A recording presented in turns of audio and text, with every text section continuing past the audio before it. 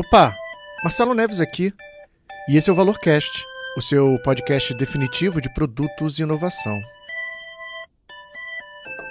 Muito bom, meu amigo e minha amiga, seja muito bem-vindo e bem-vinda a mais um episódio do ValorCast.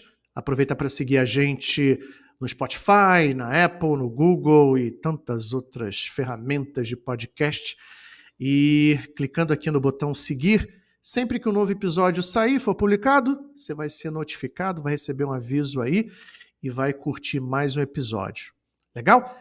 Para começar o nosso episódio de hoje, eu tenho aqui o meu amigo Rudney da Costa, que vai me ajudar a bater um papo incrível. Fala, Rudney, tudo certo, cara? Olá, mais uma vez aí, a gente está junto aqui, né? Mais um podcast, mais um convidado aí bacana. E vamos lá, vamos para mais uma noite, vamos para mais um podcast. Olha o enrolado aqui já. Bacana. E o nosso convidado especial de hoje é nada mais, nada menos que o Eduardo Matos. Tudo certo, Edu? Tudo certo, obrigado pelo convite aqui. Acho que vai ser bem massa a gente bater esse papo aí, né? Essa integração de pessoas de produto com pessoas de tecnologia ali, né? Normalmente sai algumas faíscas, enfim. Vamos tentar passar a melhor mensagem possível aqui pra galera. É sobre isso que a gente vai conversar nesse episódio. Será que existe esse lado A, lado B? Bora, vamos entender. Mas primeiro, quem é o Eduardo Matos? Conta aí Boa, pra vamos lá. gente quem é. Vamos lá. Bom, sou Eduardo Matos, né? Eu trabalho com tecnologia aí tem aproximadamente uns 13 anos, 14, deve ter alguma coisa por aí, eu parei de contar já tem um tempo. Eu sempre atuei com tecnologia mesmo. Eu comecei como desenvolvedor, atuei por muitos anos ali como desenvolvedor, e de um tempo para cá eu me tornei gestor full-time, vamos dizer assim. Então no dia a dia eu já não estou codando mais, apesar de, enfim, nos horários vagos, vamos dizer assim, eu ainda programar ali também, né? Aí falando de um passado um pouquinho mais recente, eu comecei, né, lançando um podcast ali, um podcast sobre liderança e gestão na área de tecnologia. Depois disso, eu lancei um livro chamado de DevTech Lead, né, para ajudar a galera a fazer essa migração, né, a chegar mais rápido lá na posição de liderança, né, para quem, obviamente, tem interesse com isso. Lancei, em seguida, um treinamento, né, para líderes de equipe ali, né, na área de tecnologia também. E, por fim, né, mais recente, eu lancei uma escola de formação de líderes na área de tecnologia e já abrangendo, vamos dizer assim, muitos assuntos ali dentro. Então, tanto envolvendo soft skills como hard skills. Então, acho que um resumão é isso aí. Legal. E quem é o Eduardo Matos não profissional, não tech lead? O que gosta de fazer, o que faz, o que curte? Boa, boa. Boa, vamos lá. Eu gosto muito de ter contato com a natureza, acho que de maneira geral, assim, né? Então, caminhar mesmo, subir morro, fazer trilha, esse tipo de coisa eu curto bastante fazer. Então, sempre que eu tenho oportunidade aí de viajar para algum lugar que eu posso fazer isso, acho que a parte que eu curto. E no dia a dia, assim, né? Quando não tem essa oportunidade, é mais assistir um filme, relaxar mesmo, vendo TV, e eu acho que é isso. Legal, bem bacana. Também já curti fazer trekking, pelo menos aqui no Rio. Gostava de fazer trilha, ilha grande, coisa e tal, mas Uhum. sabe como é que é, né? A gente vai amadurecendo, vai ficando cada vez mais exigente, né? Já gostei muito de acampar. Hoje, gosto de acampar em hotel 5 estrelas, mas faz parte, né? Mas conta também, vai. É bom, é bom. Eduardo, conta pra gente como é que foi a tua jornada para você chegar a ser um tech lead. Como é que você começou? Que linguagem você começou a trabalhar? O que você fazia? Se você já começou como programador júnior, trainee, como é que foi essa jornada aí? Sim, boa. Acho que o começo é sempre interessante, né? Eu basicamente fui autodidata ali no começo, né? Então não fiz faculdade de ciência da computação, análise de desenvolvimento de sistema, não fiz nada disso. Fui aprendendo ali na raça, até que um dia, né, eu trabalhava como estagiário numa empresa, eu já programava lá, assim, não vou dizer que eu programava, mas eu resolvia problemas usando programação, vamos dizer assim. Aí um dos colegas, né, que ele entrou lá na empresa, tinha entrado na época há pouco tempo, ele percebeu que eu tinha essa habilidade e ele tinha vindo de uma empresa que tinha uma vaga ali, né, para programador e tal. Ele, pô, cara, você tá afim de participar do processo seletivo e tal? Pô, vamos ver, né? Eu acho que não vou passar não, enfim, nunca fiz isso profissionalmente, mas vamos ver. Acabou que eu fiz o processo seletivo, passei e comecei a trabalhar ali, né, na empresa, meio como full stack, eu trabalhava com back, com front. Aí no front-end, obviamente, JavaScript, na época, vamos dizer assim, estava no auge ali, não sei se no auge, mas pelo menos chegando talvez ali no auge, né, do jQuery e tal. E no back-end eu já usava PHP, já sabia usar banco de dados e tal, então já conseguia desenvolver sistemas para back-end também. Então esse foi bem o comecinho ali. Aí ao longo do tempo, o que eu fui percebendo, assim, né, até consigo lembrar de histórias bem no início da minha carreira, onde eu me deparava com problemas, que aconteceu ali, problema talvez de processos na equipe, talvez alguma dificuldade que a gente tinha, até fora de tecnologia, que, vamos dizer assim, eu não ficava muito feliz com aquilo, né? Eu ficava meio que intrigado, putz, não, mas isso aqui não devia estar acontecendo, tá errado e tal. Então eu já puxava algumas iniciativas ali para tentar ajudar de alguma forma. Até uma delas, inclusive tem essa história lá no livro, né, de Dev Tech Lead. Eu conto ali que na época a gente não tinha versionamento de código na empresa, né, que eu trabalhava, sendo que já era algo comum para, vamos dizer assim, equipes profissionais que trabalhavam desenvolvendo, mas na época a gente não usava. A gente meio que salvava o código em diretórios de rede, assim, aí um sobrescrevia o código do outro, era uma doideira. Daí eu, putz, beleza, eu não sei nada disso, eu nunca mexi com isso, mas, cara, eu acho que eu posso aprender aqui e dar um jeito de implementar aqui com a galera, vou puxar o pessoal, e meio que eu puxei essa iniciativa na época, né, e deu super certo, tiveram, assim, os desafios e tal, mas acabou dando bem certo no final. E o que eu reparei, assim, pelo menos olhando em retrospecto, é que essa talvez tenha sido uma das primeiras, vamos dizer assim, um dos primeiros comportamentos que eu tive logo no início da carreira, que acabou se repetindo bastante ao longo do tempo e que eu diria até que talvez naturalmente me colocou numa posição de tech lead em algum momento no futuro, né? Porque eu era aquela pessoa que puxava iniciativas, que sempre estava à frente ali, tentando ajudar a equipe, ajudar as pessoas, até crescerem, se desenvolverem. Aí teve um momento da minha carreira que eu trabalhei com estagiários ali, ajudei esse pessoal também a crescer, a aprender sobre teste automatizado, esse tipo de coisa.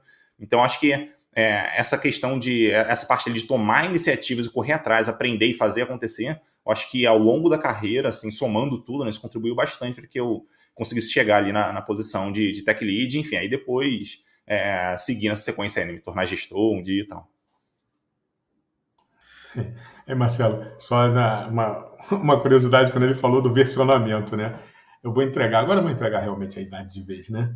É muito legal você falar isso, quando você fala assim, na época não tinha versionamento. Sabe como é que a gente faz? Talvez eu acho que o Marcelo também fazia lá na época de Dev, né? A gente versionava assim, sei lá, um programa XYZ. Aí, versionamento, era XYZ tracinho 01. XYZ tracinho 02. E assim você ia, porque assim, putz, qual é a última versão? A última versão o cara via lá, né, 10. Mata aí as 5 para cima que já não vai voltar mesmo, né? E é interessante como é que hoje, né, obviamente, todo o processo de versionamento do Git e tal, tudo isso, né? E é muito legal, né? Porque lá atrás, como é que a gente evoluiu aí, né, esse processo. E normalmente, fazer até um comentário aqui em cima disso, normalmente, assim, eu também cheguei a pegar um pouco disso ali, vamos dizer assim, versionando, entre aspas, em diretório de rede, porque às vezes a gente ia fazer uma mudança, não sei se vai dar certo, se não vai dar, então tem que ter um backup. Então você fazia o backup daquele arquivo e subia a mudança no arquivo novo, aí desse problema você conseguia trocar, né? Então, se você olhasse ali no diretório, com certeza ia ter um monte de arquivos com backup 1, backup 2, a data, enfim, versão final. Era o rollback, né? Exatamente. Rollback no braço, né? Nada como um update samware atrás do outro, né? Quem nunca, né? Cara, eu me lembro uma vez, a gente tava desenvolvendo, isso 2000 nada, 99, 2001, a gente estava desenvolvendo um produto de gestão de distribuição de amostra para uma indústria farmacêutica. Cara, um mês e uma semana, o bicho rodando, o produto rodando, 6, 7 atendentes de call center ativo, entrando em contato com pessoas, mandando amostra, e depois você tinha que voltar e fazer o acompanhamento. Cadê?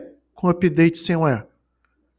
Eu nunca vou me esquecer, alguém do time, um dev, na época, fez isso e a gente pagou uma nota preta, mas olha, não dá para se esquecer, né? Você fez o update, eu já fiz delete. Delete sem mulher. Nunca mais, naquele dia, Fale, eu faço um delete na época, né? Fazia um delete sem antes montar um select antes e depois botar. Assim, Delete sem mulher, cara. eu já ouvi Retoma o história banco. de gente que morreu literalmente por conta disso, assim. Se eu não me engano, a história é basicamente que... eu lembro, um rapaz me contando, né, que ele trabalhou numa empresa assim, de contabilidade e tal, enfim, aí tinha lá o banco de dados, fazia alterações e tal. Aí um dia, o dono lá da empresa, pô, então, a gente tem que ver o histórico aqui de tal coisa e tal. Só que o cara, ele fez uma alteração no banco e meio que apagou tudo. Ele, beleza, eu vou pegar o backup aqui. Ele pegou o backup, só que não conseguia aplicar o backup, não funcionava. Daí quando ele deu uma notícia, né, pro dono da empresa, o dono da empresa não aguentou, infartou, morreu. Essa brincadeira aí. Então, tem que tomar cuidado com isso aí. que isso, que isso. Imagino, cara, imagino. Agora, olha só, Edu, quando você chegou a Tech Lead, te deu algum receio, medo? Porque assim, você chega numa posição mais, né? Não é uma posição de destaque, mas é uma posição de liderança. Como que é isso? Sim. Bom, eu costumo dizer que se a pessoa não tem medo nenhum, tem alguma coisa bem errada acontecendo ali. Porque provavelmente ela já estava desempenhando aquele papel, ela continuou fazendo o que ela estava fazendo e beleza, pode ser que isso aconteça. Mas de maneira geral, essa migração para Tech Lead ela acontece normalmente quando a pessoa ela já está desempenhando bem ali como um sênior na equipe, fazendo boas entregas e tal, até ajudando os colegas. Daí surge esse convite ali para ela se tornar Tech Lead. Então, normalmente, esse é o caminho mais comum, tá? E naturalmente, por assumir uma posição, vamos dizer assim, com uma responsabilidade maior e tal, é super natural que a pessoa ela tenha medo sim. Então eu diria que, se não todo mundo, praticamente todo mundo vai passar por esse medo. Aí a questão aqui não é nem, vamos dizer assim, se ela vai ter medo ou não, porque a maioria vai passar por isso. A questão é mais como que ela consegue lidar com isso, né? Aí isso normalmente é o momento que surge a síndrome do impostor e tal, algo super comum, inclusive, para quem está fazendo alguma transição, está crescendo na carreira ali, assumindo novas responsabilidades. Daí o que eu gosto de falar também, né, quando surge essa síndrome do impostor, é que provavelmente essa síndrome do impostor, na verdade, vamos dizer assim, é um problema que a pessoa realmente ela vai ter ali, ela não vai ter os conhecimentos necessários para conseguir desempenhar o novo papel, e quem promoveu essa pessoa já sabe disso, porque se ela tivesse todos os conhecimentos necessários, ela já tinha que estar no papel há muito tempo. Então é super natural que ela tenha essa dificuldade, tá? Então eu tive também a minha dificuldade ali quando fiz a transição.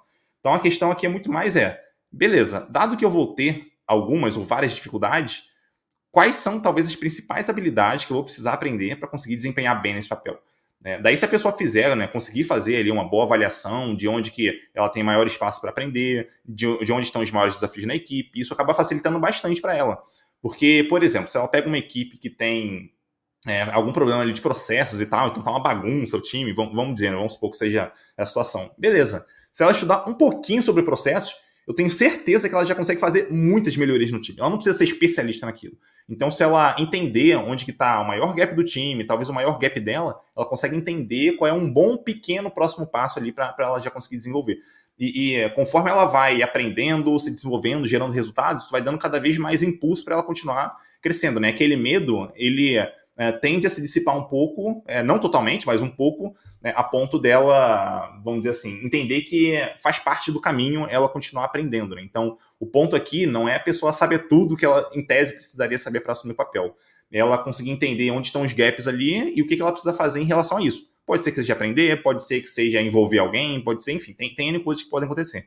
Então, acho que identificar os gaps iniciais ali, acho que é o ponto, pelo menos o ponto inicial mais importante assim, que provavelmente o que mais vai mudar para essa pessoa. Aí pode ser aprender sobre processos, pessoas, sobre se envolver mais com o negócio, pode ser aprender até mais sobre tecnologia, enfim, dependendo do caso de que a pessoa está. Então, fazer análise inicial, talvez até com a ajuda de alguém, né, mais experiente ali, para mim é crucial assim, para a pessoa sair bem. Felizmente, na época, até contando um pouquinho sobre mim, felizmente na época que eu me tornei tech lead, assim, não foi algo de estalo, como é com a maioria das pessoas, para mim foi bem aos pouquinhos, mas felizmente, ao longo de boa parte da minha carreira como desenvolvedor, eu participei de eventos sobre agilidade, então, assim, praticamente todos os eventos eu já participei. Então, nesses eventos eu assistia palestras falando sobre pessoas, falando sobre negócio, produto ali, né? Product Owner, a gente falava muito na época, e depois que eu vou se tornando Product Manager, a coisa foi evoluindo e tal. Eu vi muito falar sobre tecnologia também falava, testes automatizados, enfim, organização do código, esse tipo de coisa, sempre o pessoal falava. E sobre, obviamente, processos, né? Então, como que a gente consegue organizar bem a equipe? Então, tinha o Scrum, tinha Kanban, técnicas para a gente usar ali. Então, felizmente, eu tive esse background e isso me ajudou demais quando eu comecei a assumir novas responsabilidades na equipe, porque eu usei todo esse ferramental que eu acumulei ao longo do tempo, que eu talvez não tivesse usado tanto ainda, para conseguir gerar resultados ali na equipe. Mas agora, para quem não tem esse background, eu imagino que seja a maioria das pessoas, beleza. Identificar qual é o meu maior gap, onde que a equipe precisa mais ali de ajuda e, enfim, dar um próximo passo ali, estudar sobre aquilo, ler um livro bom, fazer um bom curso para a pessoa conseguir desempenhar bem o papel dela na equipe. Legal, bacana. E gostei, né, quando você falou de sucessos e também, por que não, os insucessos, né? Porque aqui entre nós, né, a gente vai em evento, seja de agilidade, de produto, tech. É muito comum as pessoas falarem só sobre aquilo que fez de maravilhoso e parece que ninguém erra, parece que ninguém dá uma bola fora, é só o que deu certo. E caramba, será que se a gente compartilhasse mais os erros, os insucessos, as lições aprendidas, será que a gente não amadureceria mais e talvez mais rápido, né? Isso é uma coisa a gente tem que refletir, né? Sim. E é uma coisa muito legal que você colocou, Marcelo, e o próprio Du colocou. Assim, quando a gente fala de sucesso, né, mas por trás de todo sucesso, é uma coisa que eu sempre falo, por trás de todo sucesso existem vários insucessos. Né? Então, assim, eu até considero, né, fica meio estranho até o que eu vou dizer, mas assim, né, o significado do sucesso é um conjunto de insucessos. Né? Então, não porque você teve um insucesso, ou teve uma derrota, teve erros, teve falhas, que você não teve sucesso. Se você tirou um aprendizado daquilo ali, talvez você fez algo, né? Tipo, até que a gente estava brincando aqui, né? Fazer um delete sem o R, fazer alguma coisa numa situação é um insucesso, é um problema sério. Mas eu garanto que nunca mais, quando você passa por aquilo ali, você nunca mais vai repetir aquele erro, porque aquilo, né, causa um teórico trauma, né, do tipo assim, putz, errei, falhei feião nisso aqui, né, um código que a gente escreve que tal, e putz, faz totalmente inverso, aí você vê, que você trata, é uma situação no banco, uma trigger ou alguma coisa nesse sentido. Quando você faz aquilo ali errado, é um insucesso, ok, e tudo bem, e quando você aprende com isso, a partir daquele momento, quando você aprendeu e não repete mais, já é uma sensação de sucesso muito grande. Foi um aprendizado, né? Só que as pessoas têm medo, né, dessa vulnerabilidade, né, de dizer que erra, dizer que falha, dizer que não sabe, né? Uma coisa que você colocou, e assim, é uma coisa que às vezes vem se repetindo e é muito comum do ser humano, é essa síndrome do impostor, né? As pessoas têm medo de, não vou, não consigo. Cara, é engraçado, né? Vamos dizer assim, todo mundo acredita em você, menos você, né? Então vai, né? Segue esse caminho, acerta, bota a cabeça aí nesse troço e vai embora. Mas é difícil, mas é só deixar, né, essa ideia, né, de que os insucessos, né, eles se tornam sucessos no futuro, né? Às vezes, o futuro pode ser o dia seguinte, né? Então, é um pouco sobre isso aí. Obrigado aí pela puxada aí, Du. Imagino. Tem até assim, vamos dizer, dando um passo além até no que você comentou, Rudney. Aquela coisa, né? Se a pessoa ela não está falhando, porque pode ser que a pessoa realmente não esteja falhando. Só que se ela não está falhando, é bem provável que ela não esteja crescendo, evoluindo, testando coisas ali para conseguir evoluir na velocidade máxima que ela consegue evoluir, né? Então, porque ela provavelmente está segurando muito, está tendo muito cuidado, eu até entendo isso, mas agora, isso vai também atrapalhar a evolução dela, a velocidade de evolução, de crescimento dela, da equipe, aí dependendo do contexto ali, tende a diminuir também. Então, é aquela coisa, né? Se você tem que escolher qual risco você está disposto a correr. Se você quer, vamos dizer assim, minimizar a quantidade de erros, beleza, então entenda que você vai mais lento. Faz sentido no seu contexto? Não faz? Eu diria que em muitos contextos não faz, especialmente quando a gente fala de inovação e tal. A ideia vamos talvez até um pouco mais rápido do que a gente está confortável, a gente sabe que vai errar, a gente vai aprender com isso e vai melhorar mais rápido ainda para conseguir entregar resultados cada vez melhores, né? Então, vamos dizer assim, ter algum conforto com com a falha, com o insucesso, né, eu diria que é um ingrediente necessário ali para a pessoa conseguir, né, alcançar resultados relevantes, duradouros e com velocidade também. É uma coisa que a galera falava antigamente no passado com a ideia de gestão de projeto, que a galera hoje tanto fala mal, enfim, aquela coisa toda, né? Mas eles falavam de uma coisa muito importante que é mitigar riscos. A gente sabe que tem riscos, sabe que tem curva de risco ali, sabe que ali pode ser um grande momento de gargalo e, assim, a gente precisa sair do outro lado. Então, quer dizer, a gente precisa correr esse risco, precisa sair, que do outro lado, quando você sair, você vai sair mais forte, né? Mais forte, mais, vamos dizer assim, não seria bem essa palavra, né? Mas vai sair com mais aprendizado, né? Então, né, sendo bem grosso, talvez, né? Sai até mais inteligente, né, do negócio, né? Porque você não sabia antes, você foi obrigado a passar ali naquele momento, então você sai com mais aprendizado. Então, mitigar risco é mega importante em tudo na vida, né? Não tem jeito. Agora, Edu, para quem está escutando esse episódio, talvez não tenha clareza do que é um tech lead. Vamos começar a trazer algumas definições importantes. O que é um tech lead? Explica pra gente.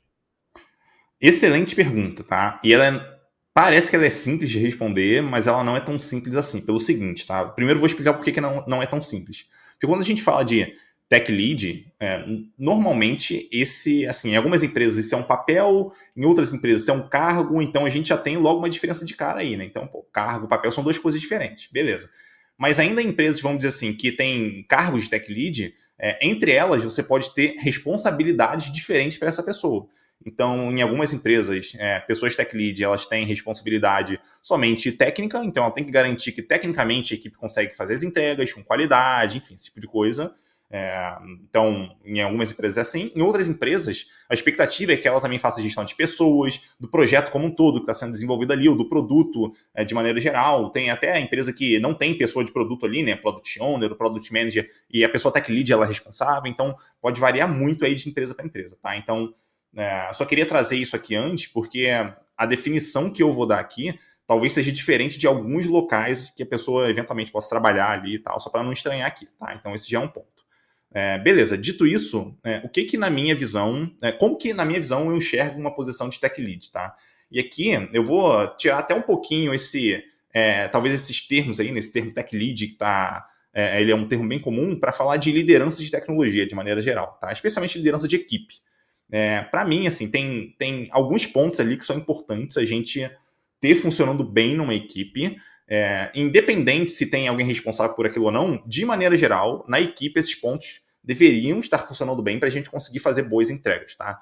E quais pontos são esses? São 4, tá? Primeiro ponto é a parte, obviamente, tecnologia, né? Então, se é uma equipe que envolve tecnologia, a parte de tecnologia tem que estar funcionando bem. Então, idealmente, uma qualidade boa, com um desempenho bom, com uma segurança boa, esse tipo de coisa. Então, tecnologia tem que estar funcionando bem. O negócio, a parte do negócio, produto, serviço, seja lá o que a equipe, como que a equipe gera valor, isso tem que estar funcionando bem também. Então, as métricas com o cliente estão boas, o cliente está satisfeito com o nosso produto, a gente está gerando valor para a empresa, sei lá, a gente consegue gerar receita para a empresa ou economizar algum dinheiro, então a parte de negócio tem que estar funcionando bem. Terceiro, a parte de processos. Porque não adianta nada eu ter uma super tecnologia, ter vamos dizer assim, um produto muito bom, se é uma bagunça a equipe, cada entrega leva 3 meses para sair, não, a gente tem que conseguir se organizar bem para conseguir fazer boas entregas, gerar valor, tá? Então, processo tem que estar funcionando bem. E por último, porém não menos importante, a parte de pessoas. Então, ter pessoas engajadas ali, curtindo o desafio, crescendo, se desenvolvendo. Então, para mim, se eu tivesse que resumir assim, a responsabilidade da equipe como um todo, primeiro, seriam nesses 4 pontos, tá? Tecnologia, negócios, processos e pessoas, tá? Então, esse é um ponto. Beleza. Na equipe, que a pessoa que está assistindo aqui, ouvindo a gente, tem alguém que assume algum desses papéis? Então, talvez tenha uma pessoa de negócio ali, talvez tenha uma pessoa realmente que vamos dizer assim, responsável técnica por algum ponto, beleza. A questão e os outros pontos? Tem alguém responsável, não tem? Se não tem, para mim, tá? Aqui já é a minha opinião, a pessoa que automaticamente se torna responsável por isso é a pessoa que é líder da equipe. Normalmente uma pessoa tech lead, ou em alguns casos pode até ser uma pessoa de produto, tá? Mas aqui eu vou falar mais da tech lead. Então, se a gente tem ali na equipe uma pessoa de produto que está vendo a parte do negócio e tal, beleza. E agora, em relação ao restante? Processos, tecnologia, pessoas, tem alguém olhando para isso? Não tem? Beleza. Então, a pessoa tech lead ela é responsável. Porque ela tem que garantir que a equipe ela tem tudo que ela precisa para poder funcionar bem. tá? Então eu definiria assim uma pessoa tech lead, né? Que é a pessoa responsável por garantir que todos esses 4 pilares estão funcionando bem, na ausência de alguém que não tenha, vamos dizer assim, a responsabilidade por algum pilar desse específico, tá? Então ela tem que garantir que tudo está funcionando bem ali. Então é uma definição talvez um pouco complexa, mas pelo menos ela consegue se adaptar aos diferentes cenários e consegue trazer à tona o nível de responsabilidade que essa pessoa tem.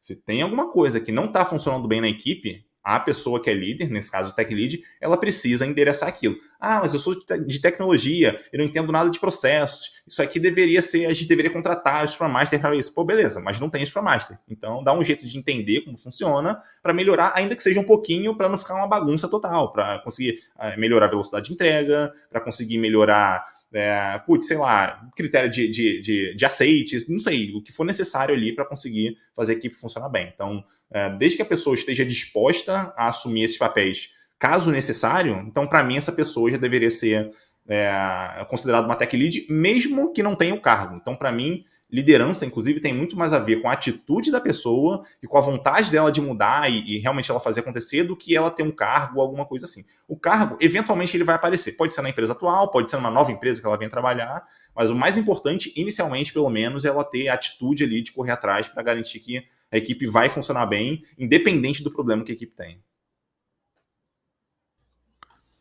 Legal.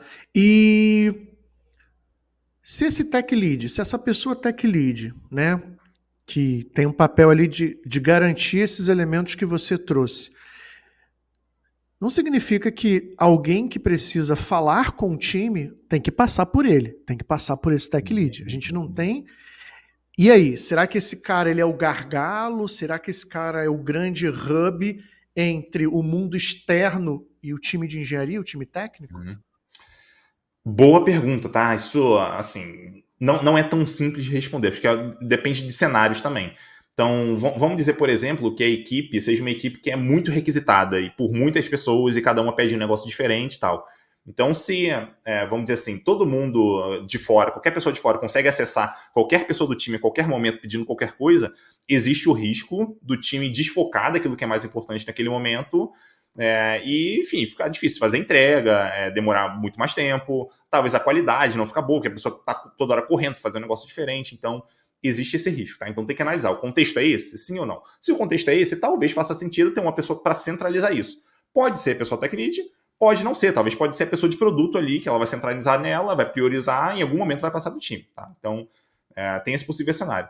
Outro cenário não, tipo, de vez em quando alguém pede alguma coisa, ou tira uma dúvida, então, em tese, isso pelo menos não atrapalha tanto aqui a equipe. Pô, beleza, então talvez seja o caso dessas pessoas poderem ser acessadas para que elas também se desenvolvam nisso. Que se centralizar muito na pessoa que é líder da equipe, pode ser que essas pessoas não, vamos dizer assim, entendam as necessidades dos usuários, pelo menos os usuários internos ali, elas não se desenvolvam nesse ponto de interagir com a pessoa, falar com alguém que não entende tecnologia. Então, talvez uma liderança atuando aí para ajudar no desenvolvimento das pessoas da equipe, para conseguirem lidar com esse tipo de cliente interno, então pode ser, enfim, uma solução interessante para esse cenário aqui. Mas aí é muito importante entender o caso a caso ali para ver o que faz mais sentido, tá? Eu diria que, via de regra, por padrão, o ideal é que a liderança não entre na frente das pessoas.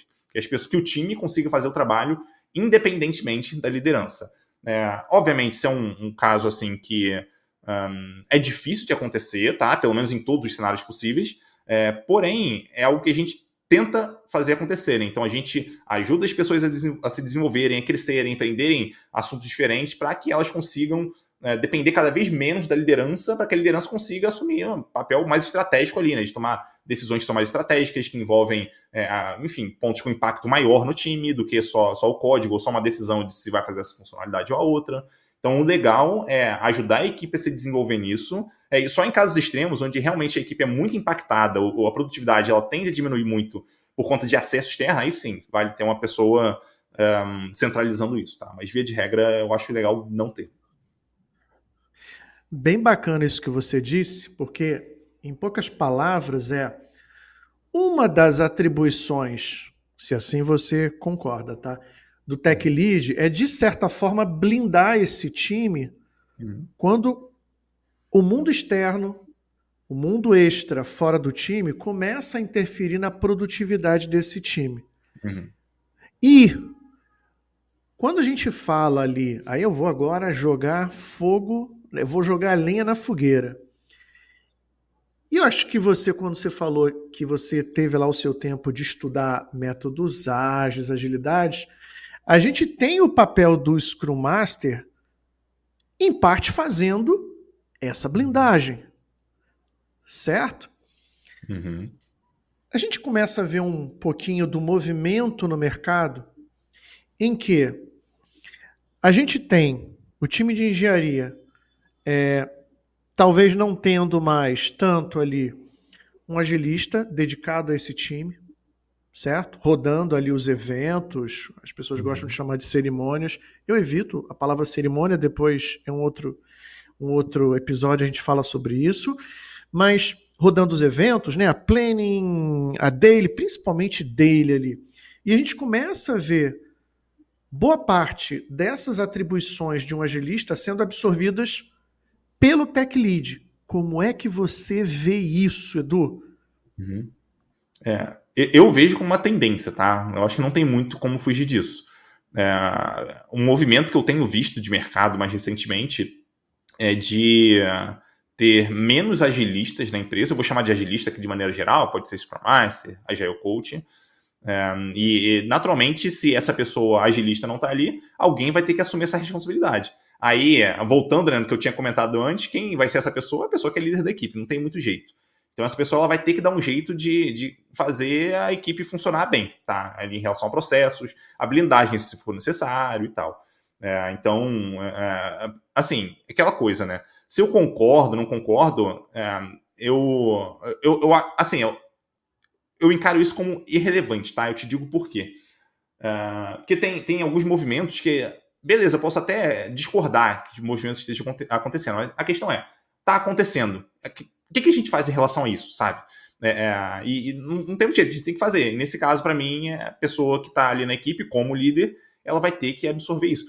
Talvez ela possa dividir isso com alguém da equipe, pode ser que ela possa dividir com alguém, talvez com outra pessoa que é mais sênior da equipe, elas se alternarem ali, talvez em algum papel específico, mas se ela não fizer nada em relação ao que, vamos dizer assim, comparado ao que talvez um antigo Scrum Master fazia na equipe, né, quando essa equipe tinha o Scrum Master, a equipe vai ficar carente de alguma forma em algum ponto ali. Provavelmente a equipe ou vai ser muito acessada e não vai conseguir fazer uma entrega importante, ou vai talvez perder muita produtividade, enfim, nas entregas que está fazendo. Então tem que tomar muito cuidado. Então não é só deixar de lado.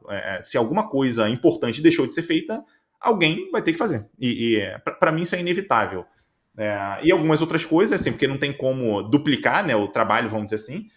Algumas outras coisas vão ter que ser abandonadas. O que vai ser abandonado? Não sei. Aí a pessoa líder ela vai ter que tomar decisão ali, né? O que eventualmente a equipe tinha que a partir de agora não vai ter mais. E até olhando para níveis acima da empresa, como que a empresa vai lidar agora com equipes que talvez conseguiam ou tinham uma certa habilidade ali, equipe como um todo, né? E agora não tem mais alguma habilidade. As pessoas vão ser treinadas para isso. Isso aqui talvez não seja mais tão importante. Vamos ver o que acontece daqui para frente, como as pessoas se comportam. Não sei, mas alguma coisa vai ter que ser feita ali, pelo menos inspecionado para ver como que está funcionando, o que não está funcionando e como que a empresa consegue se adequar àquilo.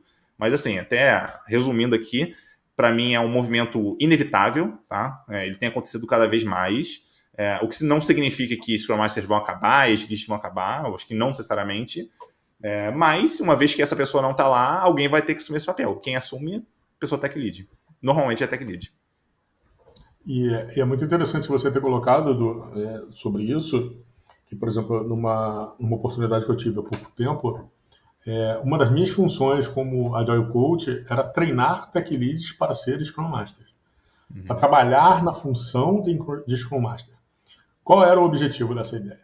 Primeiro, porque hoje, e aí agora eu vou até jogar um pouco, usar inclusive as suas palavras anteriores, que eu ia até falar, mas eu deixei que estava bem bacana, era que hoje tem muito agilista que não quer saber de processo. Não quer entender o que o processo está fazendo, não quer entender aonde o contexto, né? Do tipo, sei lá, se você vai trabalhar numa financeira, O cara não quer entender o sistema financeiro, o que é daquela parte do financeiro, sei lá, os caras estão trabalhando na área financeira, na área de crédito. Vamos imaginar aqui. O cara não quer entender de crédito, não quer saber o que o crédito, para que serve o crédito para aquele banco ou para aquela financeira, enfim, qualquer coisa desse tipo. E aí o que acontece? Essas pessoas começam a perder um pouco de propósito, né? Porque não sabem o que estão desenvolvendo, não sabem o que está indo, não sabem para onde está fazendo. Então esse é um processo que eu vejo. Por que hoje a gente está treinando muito Agile Coach, e aí até me coloco aí em algumas ocasiões como esse papel, treinam às vezes os tech leads para fazer isso. Porque o tech lead, de alguma maneira, alguns, obviamente, e aí eu vou botar isso dentro de um contexto, né, o cara, ele às vezes não quer saber só de tecnologia, ele precisa entender da tecnologia e precisa entender qual é o resultado do outro lado, e aí ele começa a entender qual a melhor tecnologia para chegar do outro lado. Né? Então, essas pessoas começam a ter uma visão muito grande de processo, né, Edu? Uma coisa que você colocou um tech lead ele tem que entender de processo, tem que entender de tecnologia, tem que entender de pessoas, né? E aí, quando a gente fala de pessoas, a gente fala de propósito, né? E quando a gente fala de propósito, não é aquele negócio, aquele propósito do tipo, aquela coisinha fresca, não, mas o propósito do tipo assim, você está desenvolvendo isso aqui, meu amigo, para você entender, quando essa tela aqui bem feita, ou esse processo aqui bem feito, poxa, a gente vai trazer um ROI muito forte, a gente vai trazer um retorno para o investimento muito grande. Essa tela aqui que você está desenvolvendo, o cara levava 10 minutos para atender um cliente, ele agora vai levar 5 minutos para atender um cliente. Então significa que nesse tempo, agora ele, em vez de atender um, ele atende 2. E atendendo 2 é mais rentabilidade para dentro da empresa. Então o cara começa a entender mais isso. E aí, nessa ideia, hoje tem muito agilista que não tem essa visão, cara. Ele não trabalha em cima disso, ele não quer saber, ele só quer saber que o PO priorizou, o PO tem que entender do processo, eu como AM ou como SM, eu só tenho que passar para você e fazer essa gestão. E aí, com isso, né, não estou falando que são todos, pelo amor de Deus, quem estiver ouvindo isso, né, quem estiver ouvindo nosso podcast, eu não estou falando que é isso, porém, por que às vezes um Agile Coach pega, às vezes, vários tech leads que às vezes faz parte dentro da empresa e trabalha em cima disso exatamente por falta de entendimento de processo. E assim, grandes poderes, né, como diria lá no Homem-Aranha, né, grandes poderes trazem grande responsabilidade. Se você está trabalhando com gestão, né, o tech lead de alguma maneira ele trabalha a gestão, né, o SM trabalha a gestão, enfim, trabalha de alguma forma essa gestão, cara, você tem que entender esse cenário, você tem que entender esse contexto onde você está. Às vezes leva tempo, concordo com você, mas tem que entender esse contexto, né? O contexto de processo, contexto de pessoas, conceito de desenvolvimento, conceito do quanto que isso me traz de retorno, que muita gente não tem esse pensamento crítico em relação a isso, né? Se eu ganho 1.000, eu tenho que devolver pelo menos 2.000 para a empresa, né? Aquela velha história, senão como é que eu pago o meu salário, né? Então é mais ou menos essa visão, cara. É bem legal aí, e aí eu acho que também dando essa palhinha aí, essa ideia de entendimento, por que às vezes tem muita gente, muito tech lead, assumindo esse papel aí, porque quem que vai remover melhor o impedimento de um dev, às vezes, é um tech lead. Então, o cara é menos uma barreira, né, em algumas situações. Opa! Agora, deixa eu puxar aqui esse ponto que o Rudney trouxe. Será que o cara que melhor consegue remover um impedimento, consegue ajudar o outro dev a dar visibilidade sobre os impedimentos, a remover os impedimentos? Na tua opinião, Edu, Tech Lead consegue fazer isso melhor? Só depende, polêmica. Boa. Depende muito do cenário aqui, né? É aquela coisa. A resposta para qualquer pergunta depende, né? Mas vamos lá. Depende muito do, vamos dizer assim, do que naquela situação está atrapalhando aquela pessoa ali, né? Ou está bloqueando aquela pessoa ali na equipe. Pode ser que seja algo relacionado a puramente a tecnologia. Então, como que eu uso alguma tecnologia e tal. Provavelmente a pessoa tech lead ela vai conseguir ajudar. Ela assim, em tese pelo menos, em muitos casos, ela é a mais experiente da equipe, então ela deve conseguir ajudar, pelo menos dar algum direcionamento. Tá? Então, nesse caso, provavelmente a pessoa tech lead ela é a melhor pessoa. Pode ser que seja algo relacionado ao negócio, alguma regra de negócio, alguma coisa assim. A pessoa tech lead, ela pode conhecer aquilo? Ela pode conhecer. Talvez ela esteja trabalhando há bastante tempo ali, ela tem profundidade naquilo, ela consegue ajudar.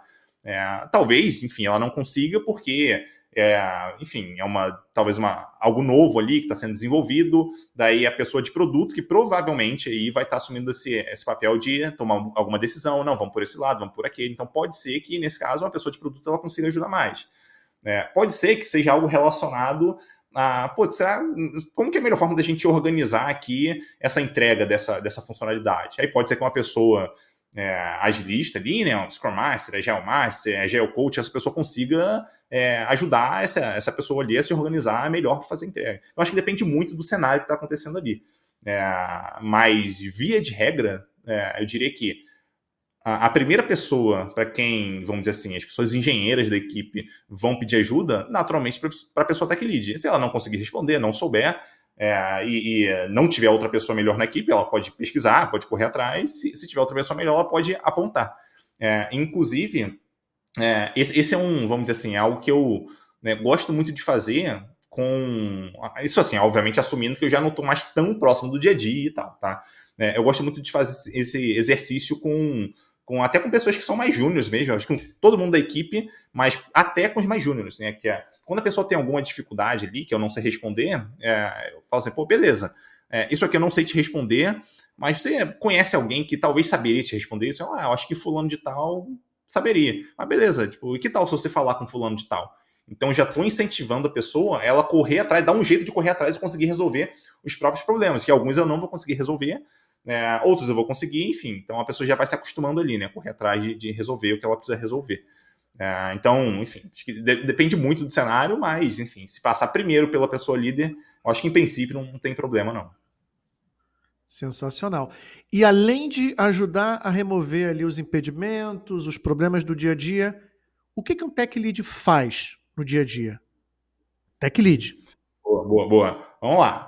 Depende muito da empresa também, tá? Então, pensando naquela descrição inicial que eu dei, né? Cada empresa tem vamos dizer assim, uma definição diferente do que é esse papel e tal. Então, é importante a pessoa entender o que é esperado do papel na empresa que ela tá? Logo de cara. Então, não adianta, por exemplo, eu ser responsável por, sei lá, eu sou responsável pela gestão das pessoas, mas eu não faço isso. Não, tem que fazer. Acho que não tem muito jeito, tá?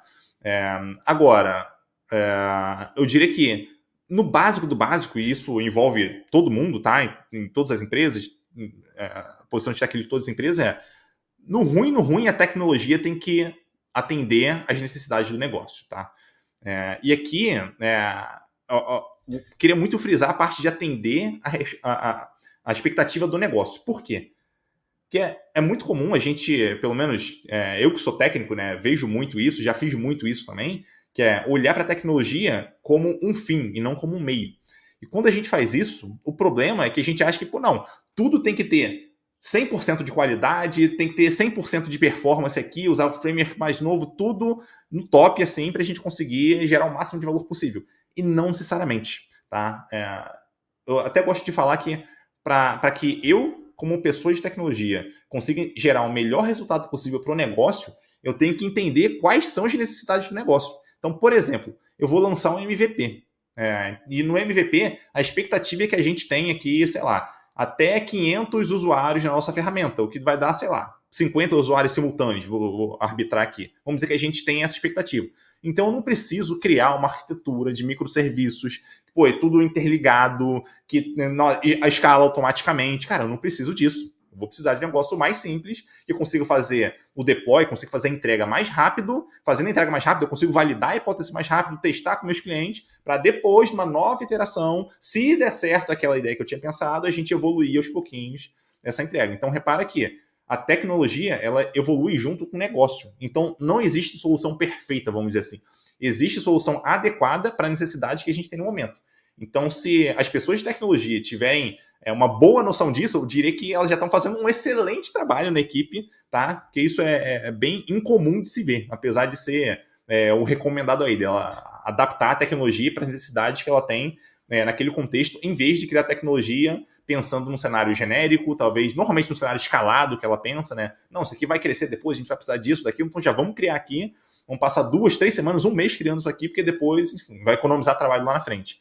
Mas ela não sabe que é só uma hipótese que a pessoa de produto quer validar, que são poucos usuários, que talvez a expectativa não é que cresça muito naquele ano, porque a empresa não vai investir tanto naquilo. Então ter esse conhecimento do negócio ali é fundamental para a gente consiga fazer boas entregas de tecnologia. E eu diria que esse é um mínimo que a gente espera de uma pessoa que é tech lead ali, tá? Eu estou tirando aqui, pelo menos por hora, as outras responsabilidades. Então, dentro de tecnologia, é isso que a pessoa tem que pensar. Como que eu crio vamos dizer assim, gastando o mínimo possível, o mais rápido possível, com a qualidade adequada para aquele contexto, algo que gere o valor que o negócio está precisando naquele momento, tá? Valide a hipótese, que gere receita, que gere economia, enfim. Mas é importante entender o objetivo do negócio para poder dimensionar a tecnologia que o time está usando.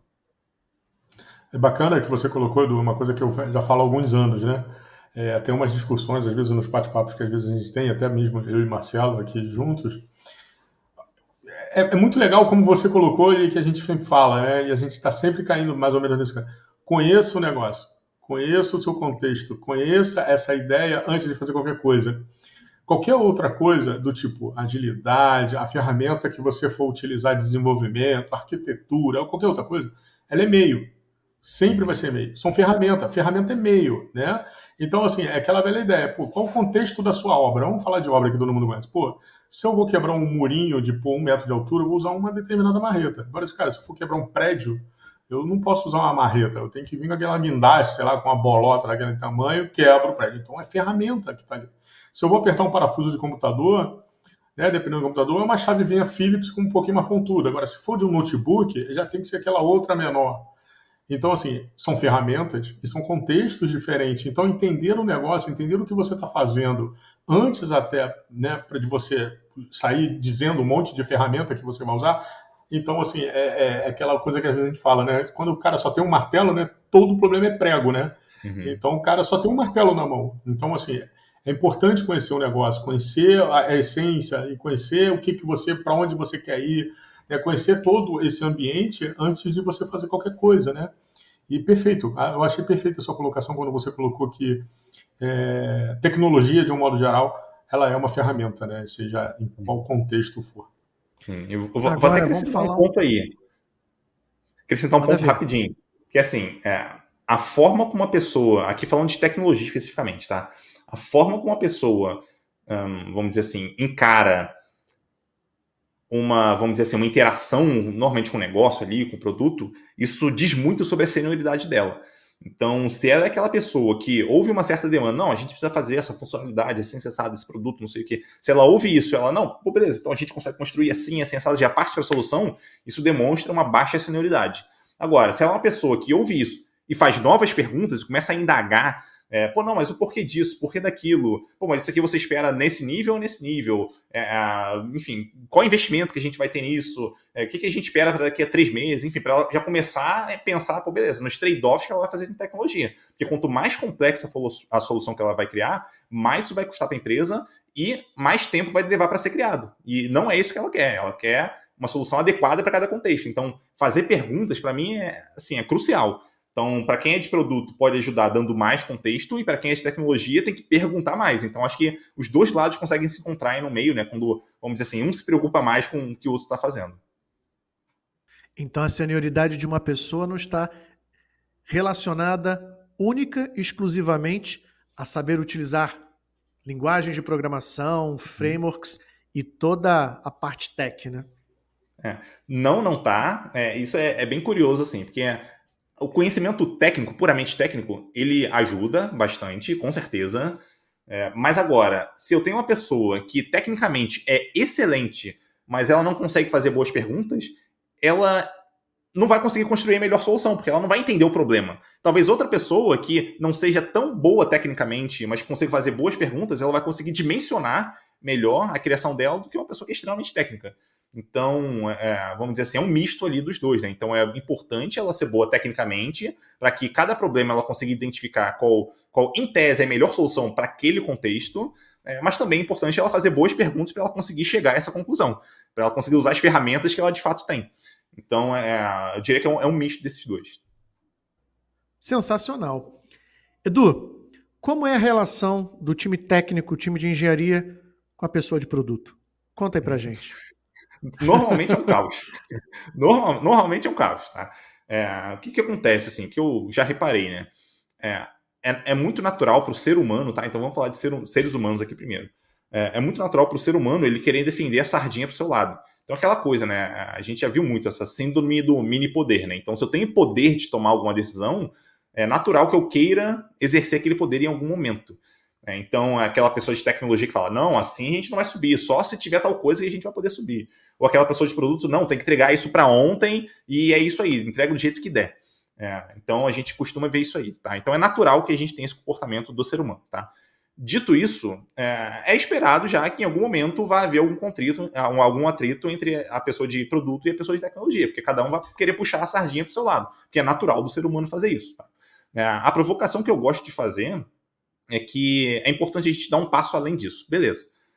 Eu entendo que, vamos dizer assim, tem algumas diferenças na visão ali de ambas do que deve ser feito, mas o que não deveria ter diferença nenhuma entre elas é onde que a gente quer alcançar em termos de resultado, tá? Esquece, enfim, tudo que a gente tem por hora, resultado. Qual resultado que a gente quer alcançar, tá? Ambas as pessoas deveriam estar pensando no resultado a ser alcançado, tá? O que significa que a pessoa de tecnologia, ela vai ter que pensar, pô, será que eu devo usar essa tecnologia desse jeito, fazer isso ou aquilo? Será que isso vai ajudar a alcançar resultado? Então, esse deve ser, idealmente, o pensamento de uma pessoa de tecnologia.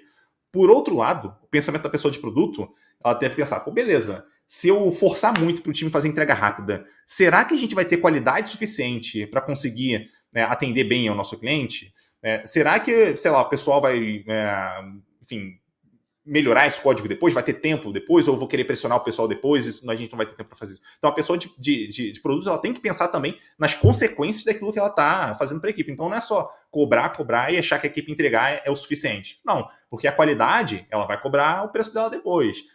Ou o código todo, enfim, difícil de dar manutenção, vai cobrar no tempo de entrega depois. Então, as decisões que o time toma, eles vão impactar todo mundo. As decisões técnicas também vão impactar o produto. Então, é importante a pessoa de produto entender as consequências do que ela está puxando, e para isso ela pode, vamos dizer assim, usar a pessoa de tecnologia para entender melhor isso, e a pessoa de tecnologia deveria estar entendendo mais do produto para entender como que ela consegue construir uma tecnologia para atender da melhor forma. Então, para mim, é um encontro aí no meio, né? Então, um se preocupando com o outro para que a decisão final seja a melhor possível para aquele contexto que o time está assumindo naquele momento, tá?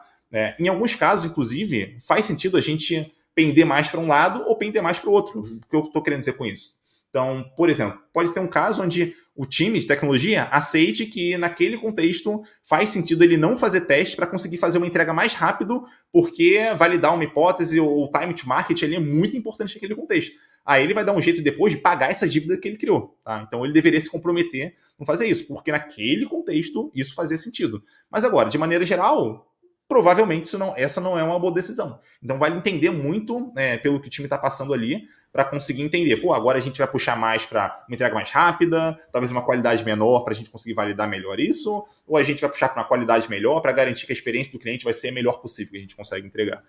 Então essa conversa, entender o objetivo e os riscos que o time está correndo tomando uma ou outra decisão, os trade-offs que estão ali na mão, o que envolve produto e tecnologia, para mim é fundamental nessa parceria aí, né, de pessoa de produto com pessoa de tecnologia. Sem isso, cada uma vai tender a puxar para o seu lado e, assim, na minha experiência, isso costuma não funcionar muito bem.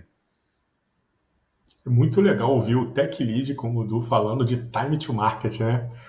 Que a gente não ouve. Às vezes você vê uma galera aí de produto, inclusive, responsável pelo produto, que não fala sobre time to market, o tempo ali de entrega pro negócio. Show de bola, Du. Parabéns. Valeu. Edu, você falou de relações, né? Eu acho que grande parte do problema reside no tipo de relações que a gente tem entre as pessoas de produto e as pessoas tech. Eu vejo, em alguns casos, que a origem de parte desse problema está quando a pessoa de produto estabelece uma relação de cliente-fornecedor com o time técnico. Cara, eu estou aqui demandando funcionalidade A, B e C e você me entrega a funcionalidade A, B e C na data tal. O contexto, muitas das vezes, leva a esse tipo de comportamento. Quando, por exemplo, você tem uma recompensa financeira por parte da empresa para a pessoa de produto em função da entrega e que não coloca todos no mesmo bolo, todos na mesma direção. Como é que você vê isso? Por exemplo, vou trazer um outro ponto. Dívida técnica. A gente fala muito de dívida técnica. É muito comum a gente só querer chipar, só querer entregar novas funcionalidades. E ter esse buy-in, né, esse comprometimento, esse engajamento da pessoa de produto de que o desempenho do produto, a parte técnica do produto e também é responsabilidade dela e ela também vai ser afetada por isso. Como é que você enxerga tudo isso? Uhum. Você comentou aí sobre pagamento de bônus e, enfim, essas recompensas e tal.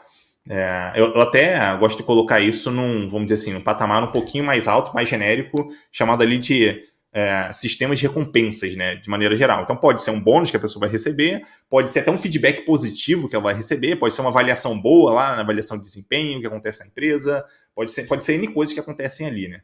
Talvez um evento que a empresa vai bancar aquele evento porque a pessoa fez tal coisa ali, e isso, de forma geral, dita muito como o ser humano vai se comportar. Porque ele entende, beleza, como que eu vou ser recompensado de acordo com as minhas atitudes. E ele vai pegar as melhores recompensas e vai agir daquele jeito. Então, se a empresa ela valoriza alguma coisa, a pessoa naturalmente vai naquele caminho. O que pode ser muito ruim para a equipe, tá? Dependendo da recompensa ali que for dada. Especialmente se forem recompensas individuais, tá?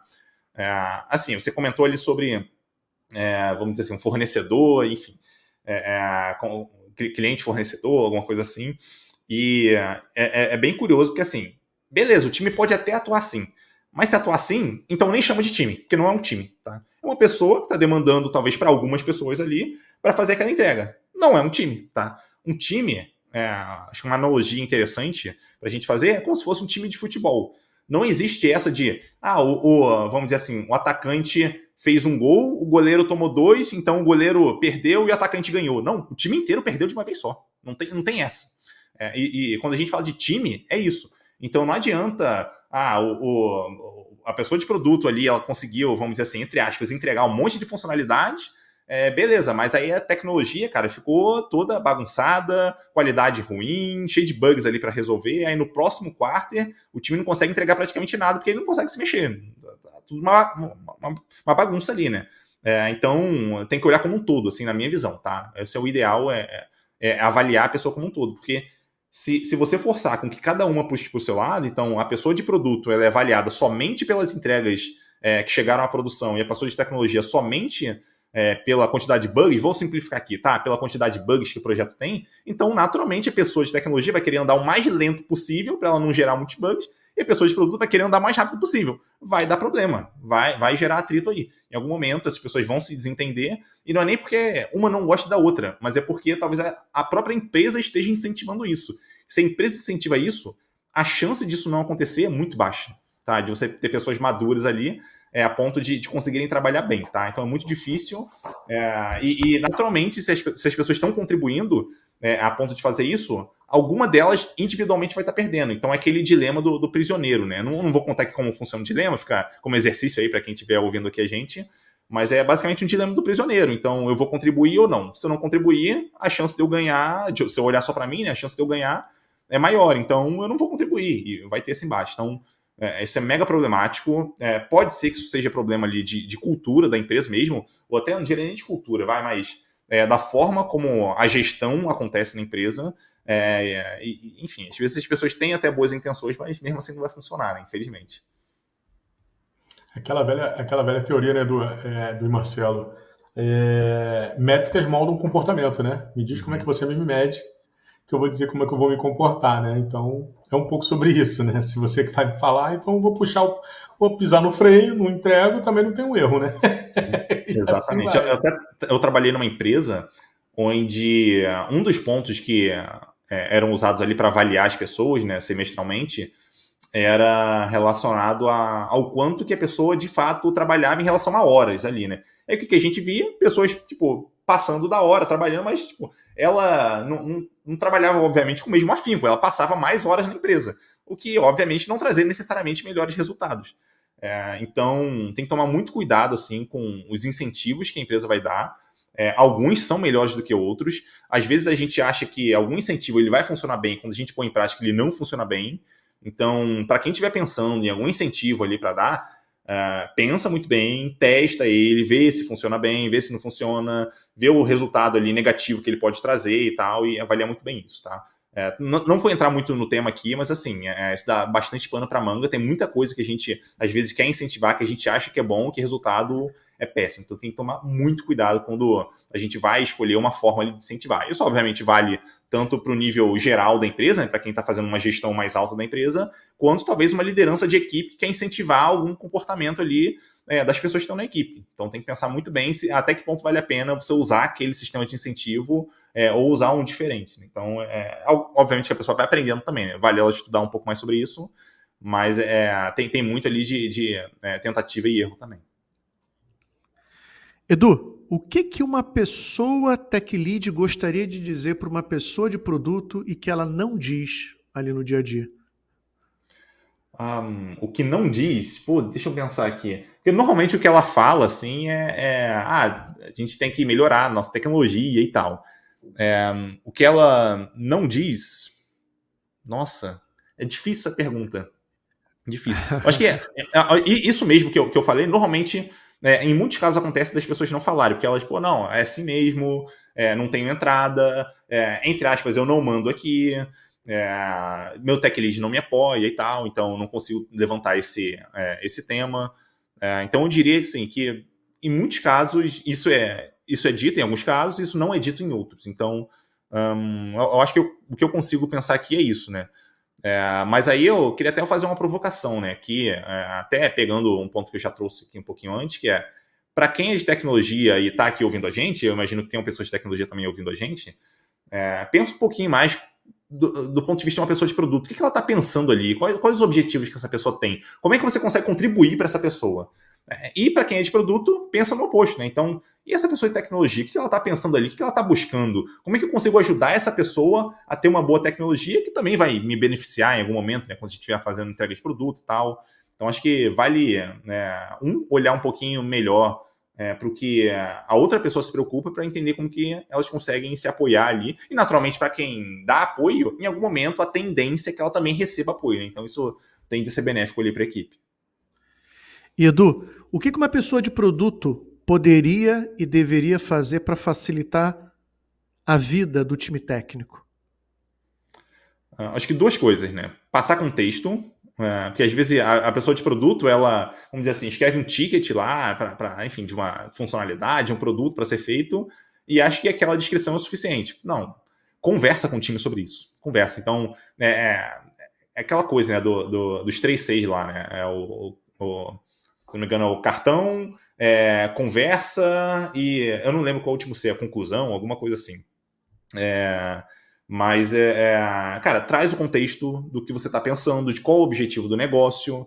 Porque, assim, quando a pessoa de produto ela fala somente da funcionalidade, a tendência para o time beleza, eu entendi o que eu tenho que fazer aqui, ele vai lá e faz. Mas agora, quando a pessoa de produto ela traz o contexto do porquê daquilo, qual o objetivo de negócio daquilo, a tendência é que as pessoas de produto, ao longo do tempo, isso não vai acontecer de cara, mas ao longo do tempo, essas pessoas de tecnologia vão pensar, eu acho que a gente podia fazer desse jeito aqui, se a gente mudasse tal coisa, ia ser mais rápido, a gente consegue atender isso juntando com aquela outra funcionalidade, sei lá, vai começar a dar ideias de produto ali também, de negócio, de funcionalidade, sabe? Então, quando a linguagem que se fala na equipe é uma linguagem de negócios, a equipe em algum momento tende a corresponder com isso. Então, eu acredito que uma pessoa de produto ela consegue passar mais contexto logo de cara. E um outro ponto que dá para uma pessoa de produto também fazer é de ouvir as pessoas. Então, em vez de só passar, vamos dizer assim, o que o time tem que fazer, ouve elas. Ouve a ideia delas, tenta puxar isso. No começo, essas pessoas não vão opinar tanto. Elas vão até, talvez, dependendo do caso, achar estranho isso. Como assim? Ela tá me perguntando o que a gente pode fazer para melhorar tal coisa? Tipo, sei lá, mano, eu tô aqui para codar, sabe? Mas com o tempo, essas pessoas tendem a ser educadas para contribuir com o negócio também. Então, se no começo for difícil, persista durante um tempo ali, em algum momento a equipe tende a corresponder, tá? Então, resumindo aqui, a pessoa de produto ela pode passar mais contexto sobre o negócio, convidar as pessoas a falar mais sobre isso e também a ouvir mais dessas pessoas para poder contribuir mais para o produto que ela está criando e tal. Até porque as pessoas que desenvolvem, elas também vão ter ideias, elas também vão pensar fora da caixa, em algum momento vão dar, cara, ideias ali que vão ser muito melhores do que a pessoa de produto tinha pensado, do que os stakeholders tinham pensado, do que talvez até o que aquela pessoa viu, enfim, que algum cliente falou. Então, ouvir ali das pessoas que participam da tecnologia é bem importante. Então, você, pessoa de produto, que está escutando aqui o podcast, anota e começa a colocar em prática a partir de amanhã, hein? Edu, chegamos ao reta final, ponto alto aqui do nosso podcast, do Valorcast. O negócio é o seguinte, para fechar, eu sempre trago aqui 5 temas e você vai me dizer a primeira coisa que vem na sua cabeça. É o bate-bola jogo rápido. É rapidinho, vamos ver se você vai passar aqui no teste. Olha só. Primeiro, Tech Lead é o dono do time técnico. Eu não gosto da palavra de dono, tá? Ele é responsável, tem que garantir que funciona. Dono não deveria ser. Legal. Tech Lead não gosta de agilidade. Em muitos casos, eu acredito que realmente não gosta, mas também não conhece bem. Então, é meio que o desconhecido ali, né? Mas se tiver um contato, começar a entender o que está por trás, a tendência é que passe a gostar, porque vai ver resultado também, né? Quando começar a usar. Tech Lead não gosta de pessoas de produto. Em muitos casos não gosta porque tem aquele embate que a gente comentou aqui, né? Então, enquanto um estiver brigando com o outro, não vai gostar. Mas a partir do momento que começar a colaborar e ver os resultados surgindo a partir dali, a tendência é que essa parceria funcione bem, ela entenda, né, outro lado e passe a contribuir mais. Tech Lead só precisa se preocupar com assuntos tech. Pode até se preocupar só com assuntos tech, mas aí ela não vai estar, vamos dizer assim, conseguindo gerar o máximo de valor que ela poderia gerar para a equipe dela. Então, se ela quiser dar um passo além, ela precisa olhar para outras coisas que não são técnicas. E por último, para chegar a Tech Lead, basta eu conhecer muito de programação, basta eu saber codar muito bem que eu chego lá. Em muitas empresas isso é verdade, mas uma vez que ela chegar lá, ela vai ficar estagnada no papel dela, porque ela não vai conseguir ver o que tem além da tecnologia, o que é muito importante. Então, para quem quer dar um passo além, essa pessoa vai ter que olhar para outras responsabilidades ali que ela deveria estar assumindo. Sensacional. Muito bom, é isso. Cara, foi muito bom. Assim, eu tenho certeza que quem está escutando esse episódio e tem muitas pessoas dev, tem muitas pessoas de produto e vão poder aproveitar bastante aqui as tuas ideias e as tuas recomendações, porque muitas vezes a gente fica nesse negócio do lado A, lado B. Não, eu sou uma pessoa de produto, então eu não quero nem saber de tech, eu não quero nem entender o outro lado, né? E a gente viu que quando a gente começa a exercitar um pouquinho da empatia, um pouquinho, não precisa ser muito não, só começa, a coisa já começa a melhorar, né? Bora, pra gente fechar, Rudney, mensagem final aí para quem tá escutando esse episódio sobre tech, sobre produto, manda. Então vamos lá. Até trazer um pouco aí, até um pouco da fala do Du aí pra gente. Cara, conhecimento, conheça a área do outro, vai lá, entenda, né? Entenda o outro, conheça lá o outro lado, o tech conhecer o produto, conhecer gestão de pessoas, né? E vice-versa, a galera de gestão de pessoas, a galera de produto, conhecer um pouco de tech. Não estou falando para virar especialista, não. Vai lá conhecer, vai entender um pouco também das dores do outro, né? Então, assim, é uma coisa, esse processo empático, né? Não é só empático, né? É um processo de conhecimento e de crescimento. Então, assim, se eu não conheço o outro, né, se eu não conheço o que o outro faz, né, então eu posso ter o meu crescimento aí muito parado. Então, eu acho que essa visão que eu acho que eu trago, eu acho que um pouco do que hoje o podcast também trouxe, e o Du também colocou aí pra gente, é exatamente isso, né, é o conhecer. Vamos lá conhecer o outro, vamos conhecer o que o outro faz. E a gente pode trazer aí crescimento para os 2 lados, para os 3 lados, para quantas pessoas estiverem envolvidas, a gente vai ter crescimento. É um pouco sobre isso. Edu, mensagem final aí para quem quer ser um tech lead. O que você diria para essa pessoa? Boa, eu gosto de olhar as coisas pelo lado oposto do que normalmente as pessoas pensam, né? Porque o mais comum é as pessoas pensarem assim, eu sou tech lead, então o meu papel é esse, a minha responsabilidade é essa, eu deveria estar fazendo isso e não aquilo. O mesmo acontece para produto, o mesmo acontece em agilidade, a maioria dos papéis as pessoas olham dessa forma. Eu gosto de olhar por outro ângulo, né, que é o que eu posso fazer para ser a pessoa mais efetiva na equipe, que ajuda a equipe a gerar melhores resultados. O que eu tenho que fazer para isso? Eu tenho que entender de tecnologia? Pô, beleza, então vamos lá, então vamos aprender de tecnologia. Eu tenho que aprender mais de produto? Talvez eu consiga contribuir mais assim? Pô, beleza, então vamos me envolver com o negócio, ok. Eu tenho que entender como que eu consigo organizar melhor a equipe? Tá, então vou aprender mais sobre isso. Eu tenho que aprender sobre como que as pessoas se engajam, como que elas, sei lá, crescem na empresa, como é que elas se desenvolvem, beleza, então vou estudar mais sobre isso.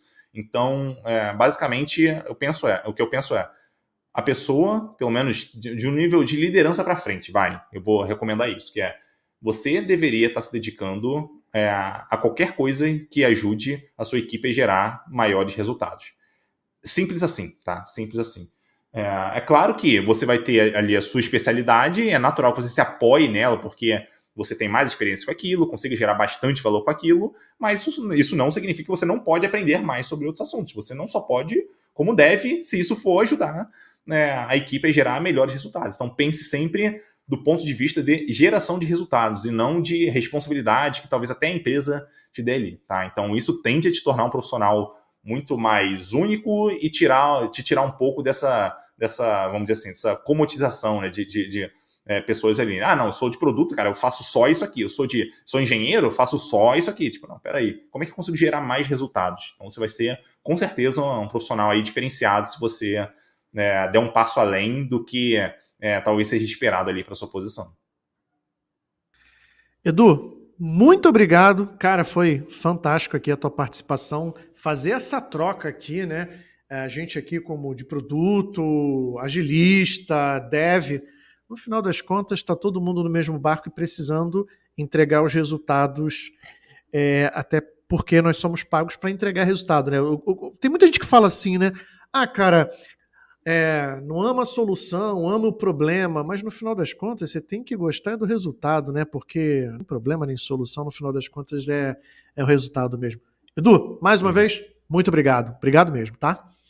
Imagina, eu que agradeço. Quando precisar, é só chamar. Beleza. Rudney, muito obrigado também, tá bom? Valeu, meu irmão. Chegamos ao fim de mais um episódio. Espero que você tenha gostado. Aproveita para seguir, clica no botãozinho de seguir aí do ValorCast e até a próxima.